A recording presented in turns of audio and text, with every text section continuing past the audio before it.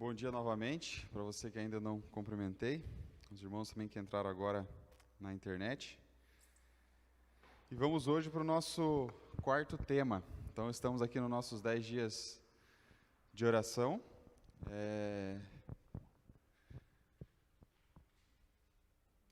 Confesso que não é fácil estar aqui na frente, e muito menos esse horário, né? Então, acordar cedo num domingo aí é um desafio. Mas, graças a Deus, estamos aqui e que o Senhor possa me usar. Irmãos, estamos estudando o livro de Joel, então o capítulo 2, para ser mais exato, e a gente vem aí desde quinta-feira vendo as profecias de Joel e estudando versículo a versículo. E hoje não vai ser diferente. Eu queria pedir que você abrisse a sua Bíblia no livro de Joel, lá no capítulo 2. Então, como o irmão Leonel falou aqui ontem, Joel ele faz parte dos profetas pequenos da Bíblia, né? Mas não menos importante, né, irmão? Então, abra sua Bíblia lá no livro de Joel, no capítulo 2. A gente vai estudar do versículo 18 para frente.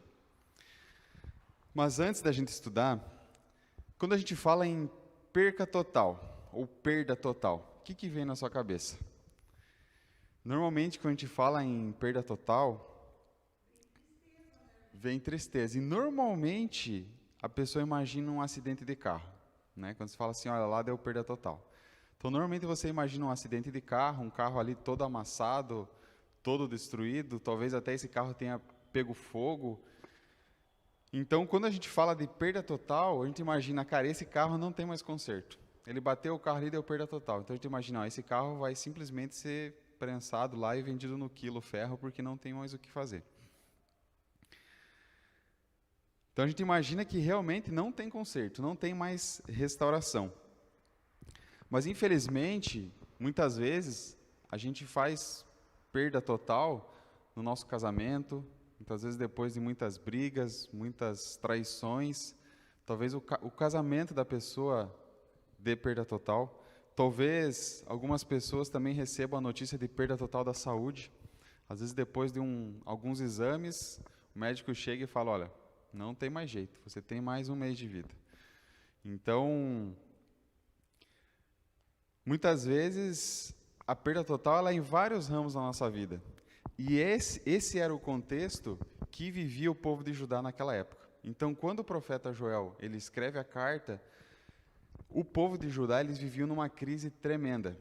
Então, para vocês imaginarem, eles viviam numa crise financeira, eles viviam numa crise política, eles viviam numa crise hídrica, eles tinham uma crise lá no país deles, que se realmente existisse essa palavra, essa expressão na época deles, o povo ia falar, ó, Jerusalém aqui ó, é perda total, não tem o que fazer, estamos perdidos. Então, na época de Joel, quando ele escreve essa palavra, eles viviam num momento terrível, terrível. Então, quando a gente vem acompanhando, vem vendo os versículos, Deus ele chama o povo para um reavivamento, mas quando a gente olha para a história dele, a gente vê que realmente estava muito, muito complicado. Mas eu tenho uma notícia boa para vocês, que para o nosso Deus não existe perda total. Amém? Então o nosso Deus ele está disposto a restaurar qualquer coisa, independente que para nós pareça ter uma perca total. O nosso Deus ele é o Deus do impossível.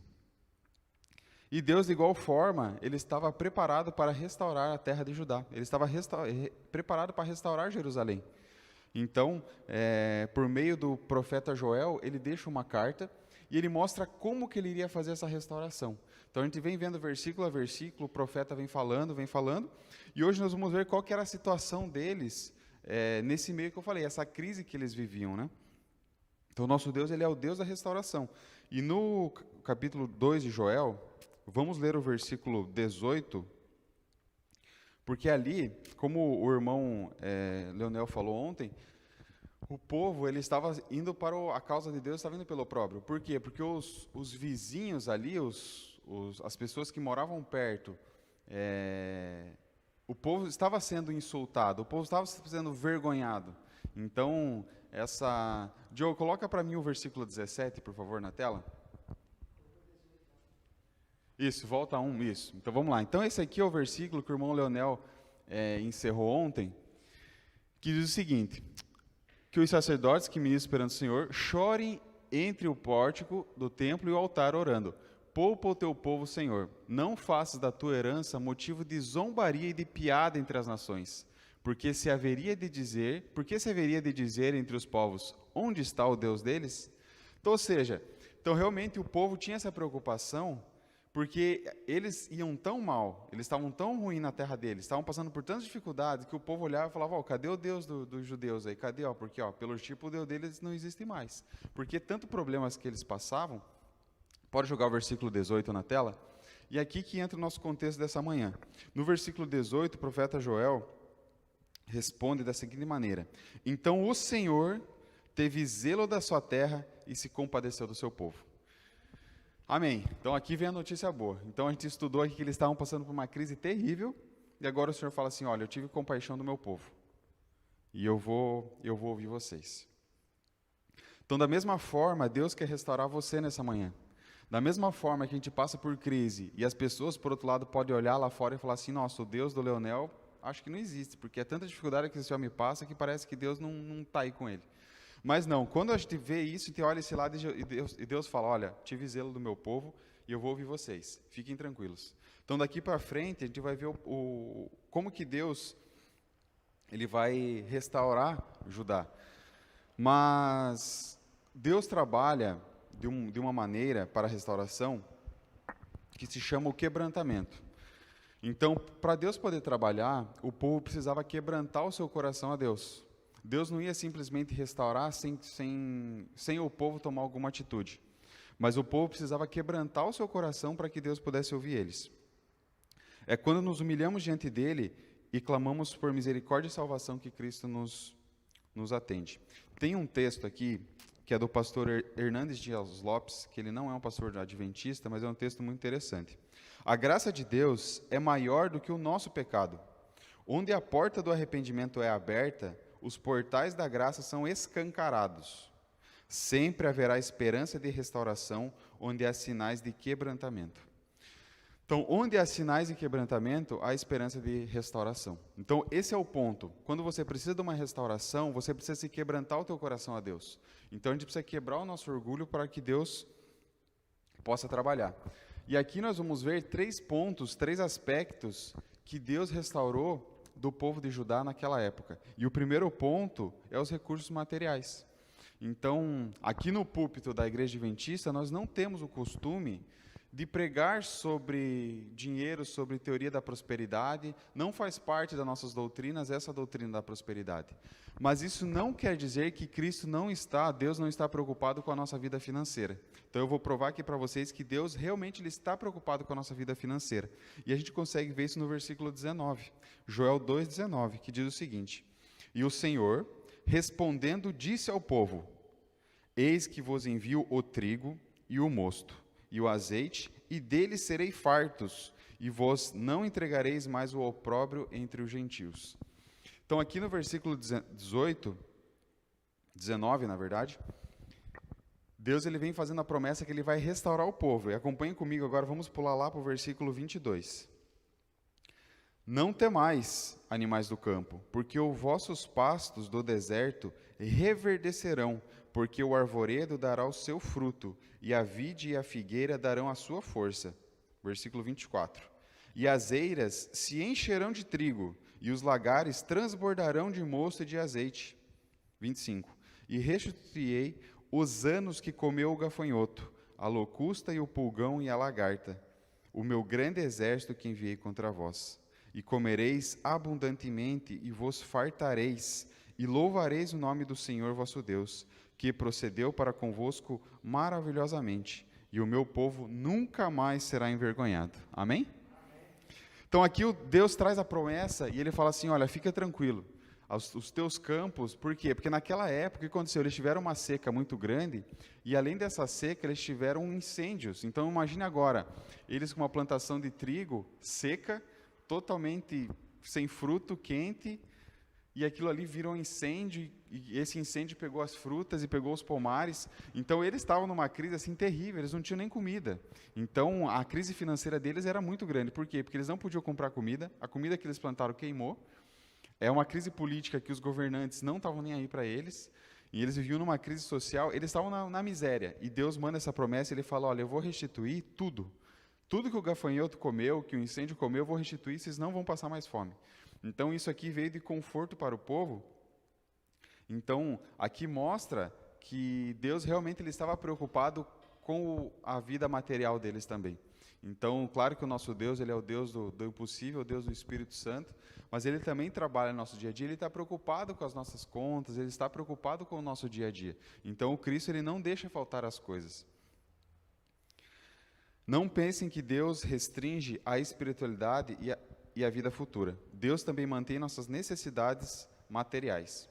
E isso é uma grande verdade, porque até na oração do Pai Nosso, nossa oração modelo, Cristo ele pede para que nós oremos pelo pão nosso de cada dia. Então, realmente, nós como seres humanos, nós precisamos pedir o dom do pão nosso de cada dia para Deus, que nada mais é que o nosso dinheiro, né? Que a gente precisa comprar nosso pão, pagar nossas contas, pagar nosso aluguel. Então, Deus ele está preocupado sim com os nossos bens materiais. Confiar em Deus é confiar que Ele é o nosso mantenedor. Mas, além disso, além dos nossos bens materiais, Deus também ele está preocupado com a violência à nossa volta. Então, aqui a gente já vai ler o versículo. Deus ele estava preocupado no âmbito geral do povo, que o povo precisava viver bem.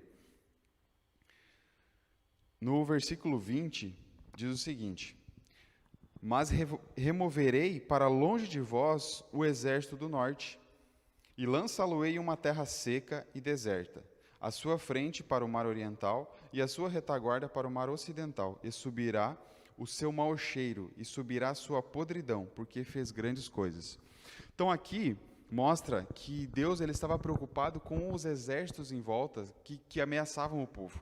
Então, naquela época, essa profecia aqui se cumpriu, essa profecia do versículo 20, ela se cumpriu na época do rei Ezequias. Então, o povo de Judá ele vivia numa crise muito grande e os reis vinham pecando contra Deus, e isso eles eram castigados. Por quê? Porque eles estavam fora da obediência. Mas quando eles pegam o rei Ezequias, que assume o reino, Ezequias ele era um homem de Deus. E quando os assírios, para vocês entenderem, era a pior nação que podia cercar a cidade. Por quê? Porque os assírios eles tinham um poder de guerra muito grande. E eles eram um povo muito violento. Então, os assírios eles eram conhecidos pelas suas torturas. Então, eles não simplesmente cercavam a cidade e matavam as pessoas, mas eles torturavam e eles deportavam em massa as pessoas. Então, muito pior do que morrer era a pessoa ser torturada ou ser escravo da nação. Então, vocês imaginam ali, eles dentro da cidade de Jerusalém, e os assírios, eles cercam a cidade. Agora, eles cercam a cidade e o povo simplesmente não tem o que fazer. Por quê? Porque o exército deles não estava nem treinado para aquilo. Mas Ezequias, ele convoca todo o reino para fazer um jejum e uma oração para que Deus pudesse livrar eles. E naquela noite que eles oraram, o anjo do Senhor matou 180 mil soldados. Amém? Naquela noite, o anjo do Senhor saiu para a batalha e matou 180 mil soldados assírios, que eles saíram, os que restaram saíram e eles não voltaram para a guerra. Por quê? Porque eles acabaram perdendo até o rumo. Então, você imagina, um anjo matou 180 mil soldados. E essa profecia se cumpriu. Então, ali no final, diz o seguinte: e subirá o seu mau cheiro, e subirá a sua podridão, porque fez grandes coisas. Essa profecia se cumpriu nos dias do rei Ezequias. Então, Deus ele realmente está preocupado com a nossa volta. E hoje, as pessoas não estão mais boazinhas do que na época dos assírios. Pelo contrário, quanto mais avança o mundo, e o Espírito Santo ele vai se retirando da terra, as pessoas vão se tornar mais maldosas, né? Então, Deus ele está preocupado em nos proteger, sim. Então, essa promessa aqui, ela encaixa na nossa época. Então, ele vai remover para longe os exércitos e vai nos dar a salvação. Então, amém. Então, Deus ele nos cuida, né? Então, o primeiro ponto que Deus está preocupado é com a nossa vida financeira, a nossa vida material. Deus ele quer restaurar a sua vida material. Só que para isso, com certeza, você precisa abrir mão de algumas coisas, você precisa se organizar, mas a promessa está aqui. Deus vai restaurar, Ele vai dar abundância, e tudo o que o gafanhoto comeu, Deus vai dar em dobro para vocês. Amém? Segundo ponto que Deus quer restaurar na nossa vida é a nossa segurança emocional. Então, aqui é um ponto muito importante, mais na época que a gente vive a doença do século aí, que é que é a depressão, que é a ansiedade, então é o estresse. Então Deus, ele quer nos restaurar a nossa segurança emocional também. Porque não basta que Deus restaure somente nossos bens materiais. Deus, ele quer restaurar a nossa vida emocional também. Muitos sobreviventes de guerras, eles voltam da guerra, pode ser que tenham ganho a guerra, mas quando eles voltam, muitos deles, eles ficam com uma ansiedade crônica, e eles ficam extremamente com medo de entrar alguém na casa e matar eles ficam extremamente com medo de passar frio, medo de passar fome. Por quê? Porque aquela guerra traumatizou eles de tal maneira que quando eles voltam da guerra, muitos, eles precisam fazer um tratamento psicológico para quê? Para se livrar daquilo. Porque eles ficam anos na guerra e quando eles voltam, eles sentem que eles ainda estão. Então eles ficam totalmente com o emocional abalado e ele mesmo em casa, ali na segurança de casa, eles ficam preocupados que algum inimigo pode entrar e matar eles.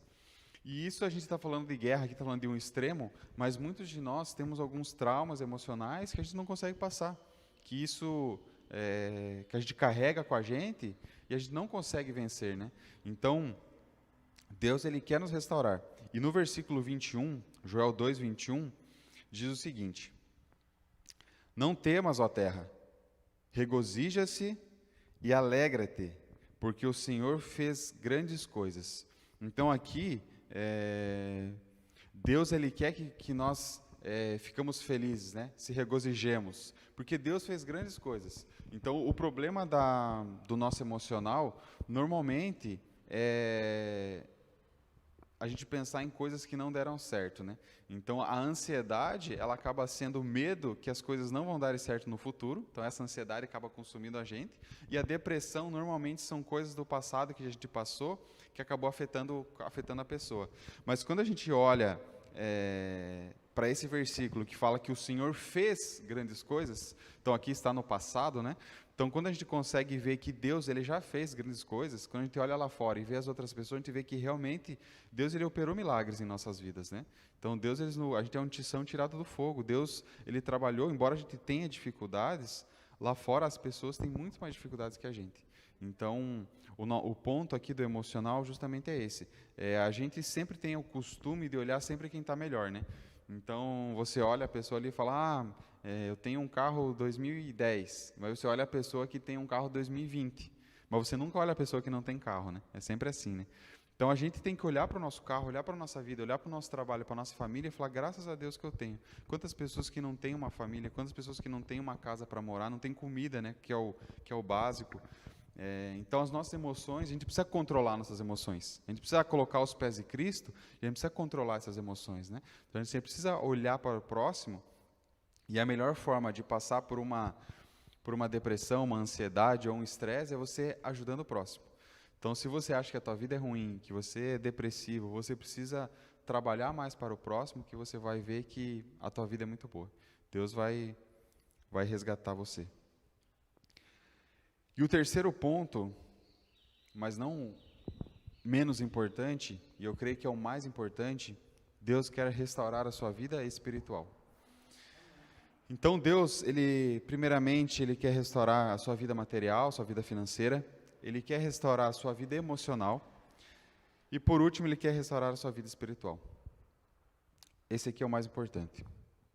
Podemos ter as nossas finanças restauradas, podemos estar na melhor época do nosso emocional, mas se não estivermos bem espiritualmente, de nada vai valer isso.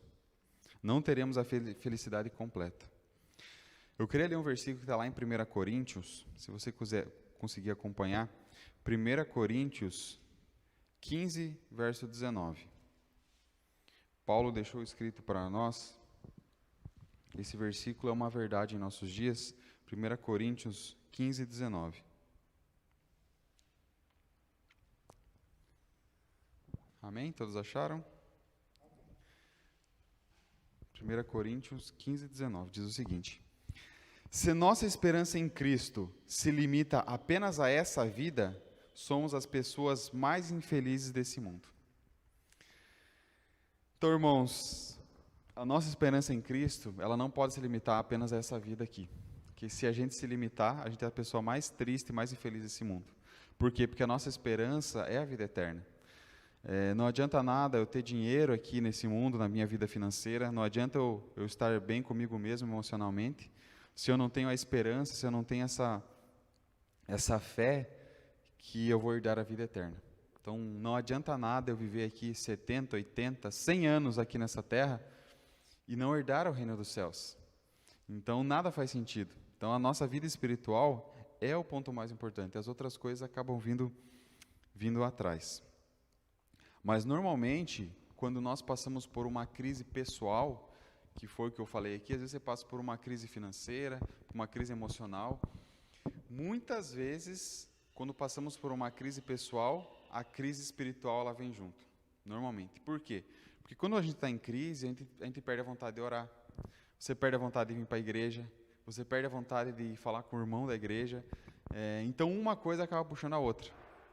E quando a gente passa por essa crise espiritual, eu falo crise espiritual por quê? Porque pode ser só minha. O Leonel pode estar bem espiritualmente e eu estou numa crise espiritual. Por quê? Porque os problemas na vida vão me puxando a ponto de eu não ter mais vontade de vir para a igreja e não ter mais vontade de estudar a Bíblia e orar, e isso torna uma crise espiritual na minha vida. Vamos voltar para o livro de Joel, no capítulo 2, agora no versículo 26.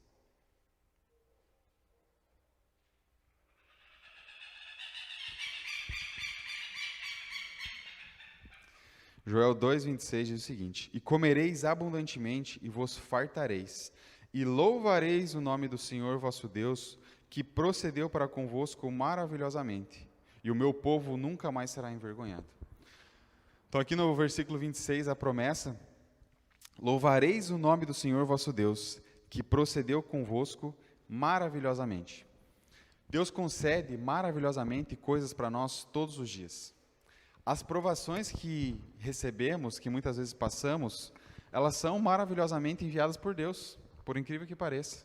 Porque se não tem provações, a gente não cresce espiritualmente. Então essas provações, elas vêm para nos tornar mais fortes. Então, quem tem o costume aqui de fazer exercício físico, sabe que nos maiores sofrimentos do exercício físico é que você mais desenvolve. Então eu digo, eu e a Clara, a gente gosta muito de correr. E quando a gente corre numa subida, cara, é a pior parte, quando você começa a correr numa subida. Mas é aquele exercício ali que te deixa mais forte para você caminhar no plano. Então, muitas vezes você fala assim, não, eu não vou correr na subida, eu vou correr só no plano. Mas quando vier a dificuldade, que é uma subida, você não vai conseguir passar. Então, as dificuldades, as provações, elas são enviadas por Deus. Satanás, se ele puder, ele nos derruba e nos mata. Mas ele chega para Deus e ele só faz com a permissão de Deus. Então, todas as coisas que Satanás ele apronta em nossa vida foi porque Deus permitiu. E se Deus mandou aquela provação é porque você consegue vencer. Deus nunca tem a promessa, Ele nunca manda uma provação que você não consegue passar por ela. Então, todas as provações, quando vier uma provação, na vez de a gente encarar aquilo como uma crise e falar, Senhor, está muito difícil, eu vou chutar o pau da barraca, eu não vou mais para a igreja, eu não quero ver o irmão Leonel na rua, eu não vou falar com ninguém, eu não quero mais ir para a igreja. Pelo contrário, aí que você tem que orar e ajoelhar, e aí que você tem que vir para a igreja. Aí que você tem que vir para a igreja, dobrar o teu joelho e falar, Senhor, me ajuda, porque eu não consigo passar por isso. Então, Cristo aqui ele fala, louvareis o nome do Senhor, e o meu povo nunca mais será envergonhado. Amém? Porque muitas vezes a gente se envergonha, a gente tem tanta tristeza que a gente não consegue nem voltar para a igreja. Quantas vezes, né? Quantos irmãos já passaram por isso e hoje não estão aqui com a gente, porque a vergonha é tanta que passou lá fora que não tem coragem de voltar. Mas, irmãos, aqui é a casa de Deus. Precisamos abater o nosso orgulho, pedir ajuda e voltar para a casa do Senhor, que aqui é o hospital, justamente. Aqui é o único lugar que nós temos a total segurança e a tranquilidade de conversar com Deus e com os irmãos sobre as nossas dificuldades. Aqui é o lugar para isso. E no versículo 27, que é o nosso último versículo aqui do que a gente vai estudar hoje, Joel 2, 27 diz o seguinte: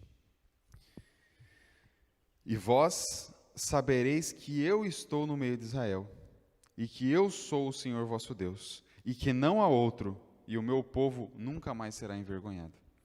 Amém. Promessa maravilhosa, né?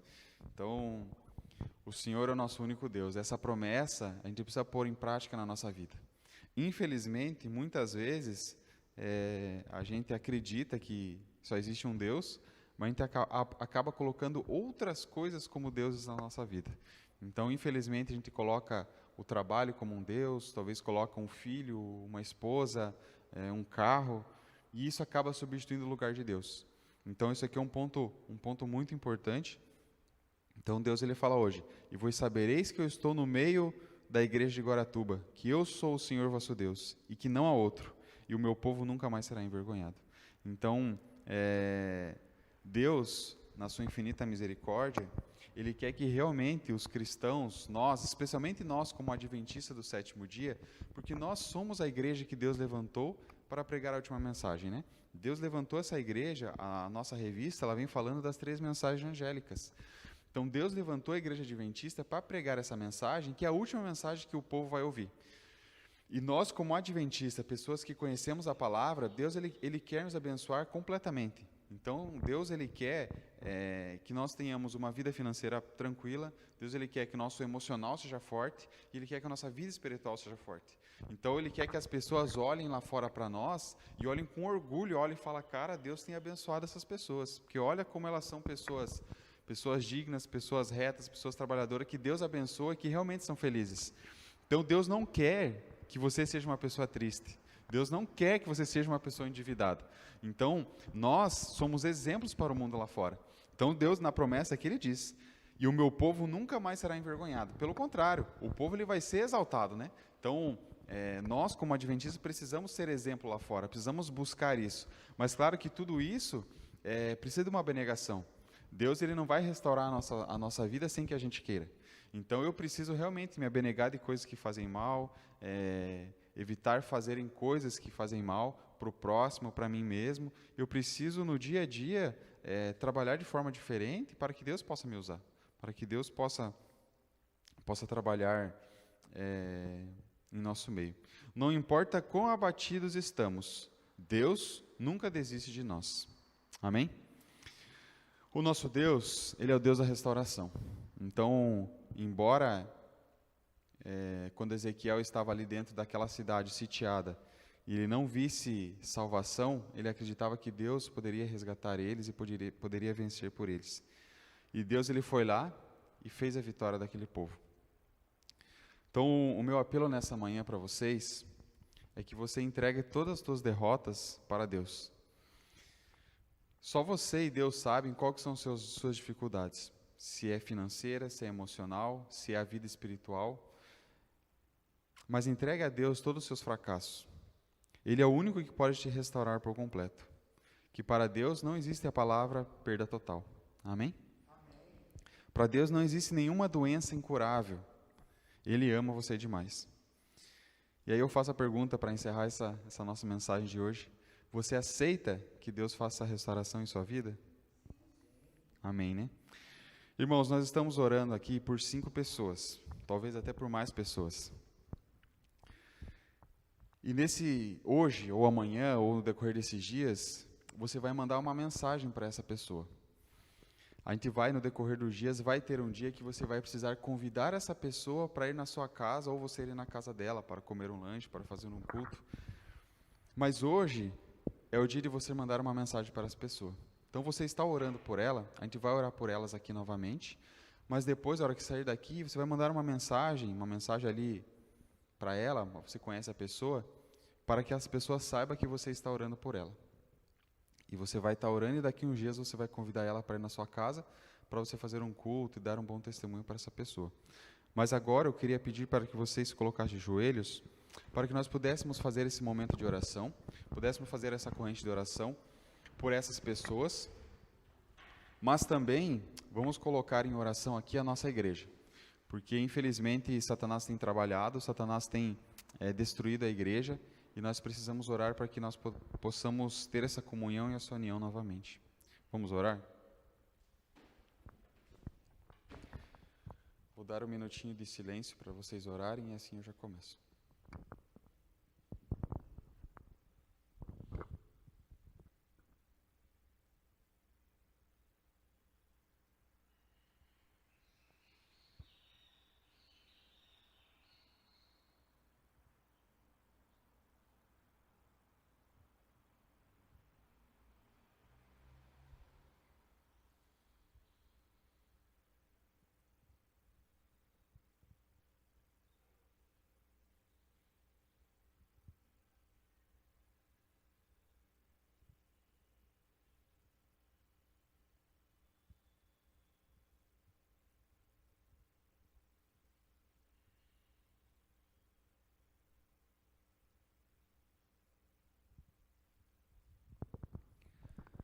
Grandioso Pai, que em grandes céus habitas, estamos de joelhos, ó Pai, prostrados, somos indignos de entrar na sua presença, mas rogamos pelos méritos de Cristo que o Senhor possa nos ouvir.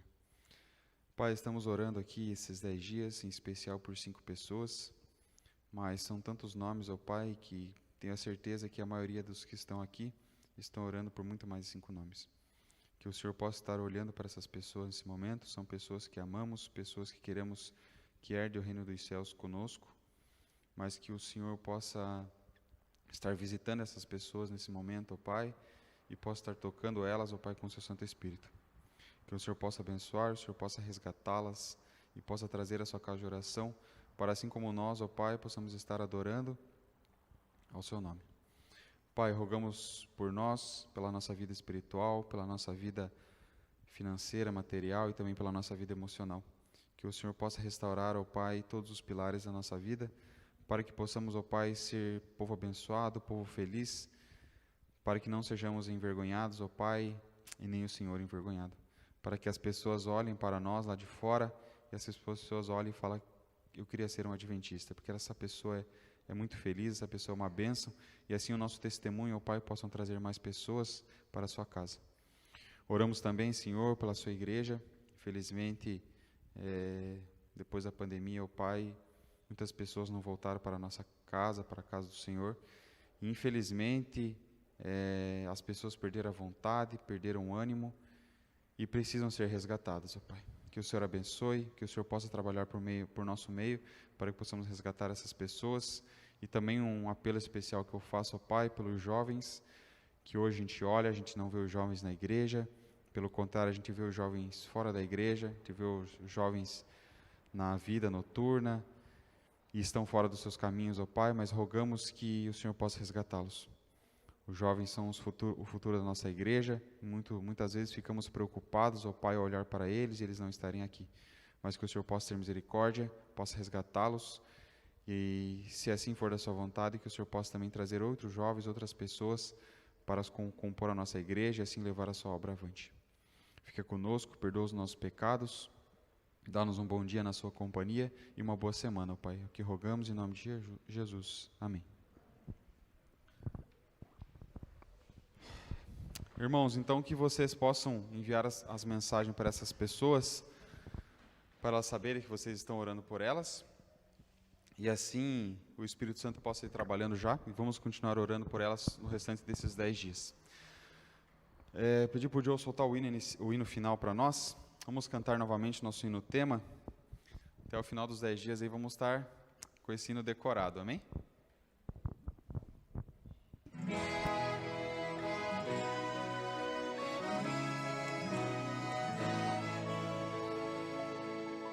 Antes do nascer do sol eu venho a ti, para um novo dia contigo começar.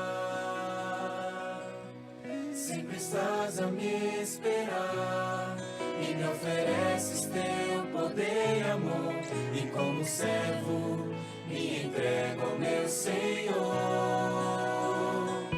Primeiro Deus na minha vida, primeiro Deus no meu lar, primeiro Deus no meu agir, primeiro Deus no meu falar. Tudo de mim em resposta ao tudo de Deus, fiel por prazer e leal pra te agradecer.